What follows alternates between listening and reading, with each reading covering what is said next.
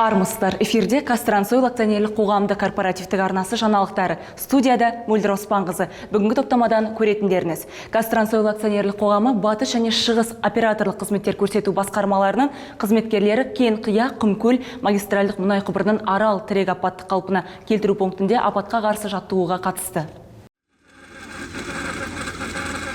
Сценарий бойынша Кен-Қия Құмкөл магистральдық мұнай құбырының желілік кран торабының желілік бекіткіш арматурасына техникалық қызмет көрсету жұмыстарын жүргізу кезінде желілік шар кранының зақымдануы анықталды.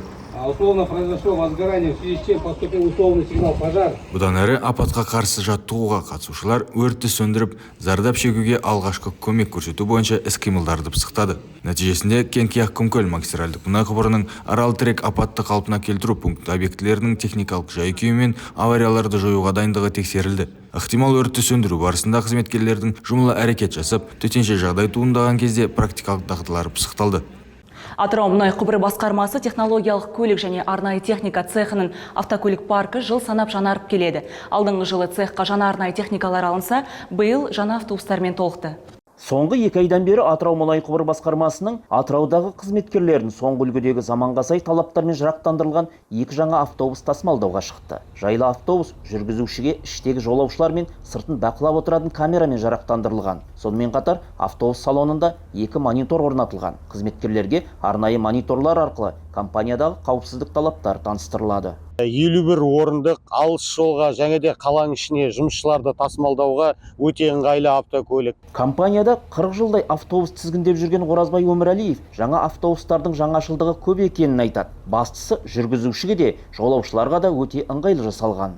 Жаңа автобус қазіргі заманауи ыңғайлы, Евро 5, іші сыртының бәрі камерамен жабдықталған, қаланың ішінде ыңғайлы жүруге. Компанияның 2024 жылы автопаркті жаңарту бағдарламасына сай Атырау мұнай құбыры басқармасына осындай 3 автобус алынған. Оның 2-еуі Атырауда, 1-еуі Орал қаласында қызметкерлерді тасымалдауда. Нұрлыбек Хизатов, Мұрат Уақпаев, Атырау мұнай құбыры басқармасынан. Маңғыстау мұнай құбыры басқармасы қызметкерлерінің балалары қызықты тақырыптық мастер-классқа қатысты. Тақырып өнеркәсіптік және өрт қауіпсіздігін сақтау, еңбекті, қоршаған ортаны және денсаулықты қорғау.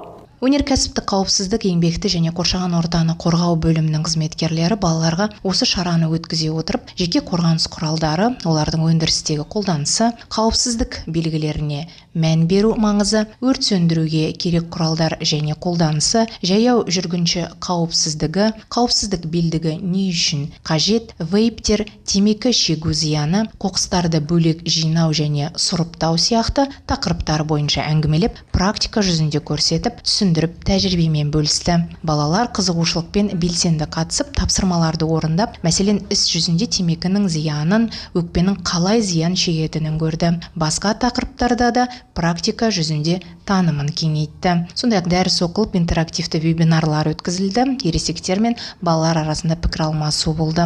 Слайдтар мен фильмдер көрсетілді. Мақсат балалардың қауіпсіздік және еңбекті қорғау мәселесіне назарын аудару. Маңғыстау мұнай құбыры басқармасы кәсіподағының қолдауымен шараға белсенді қатысқаны үшін балаларға Марвен сертификаттары тарту етілді. Алтынгүл Меңдіхан, Мұрат Уақпаев, Маңғыстау мұнай құбыры басқармасынан арнайы корпоративті телеарна үшін.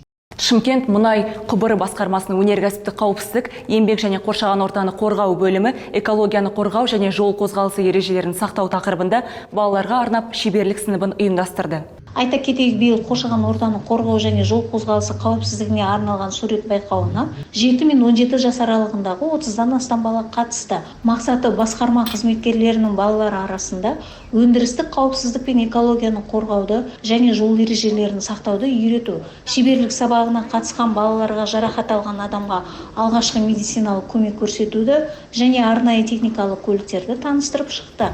Іс-шара соңында басқарманың кәсіподақ ұйымы барлық балаларға таландыру сыйлықтарын табыс етті.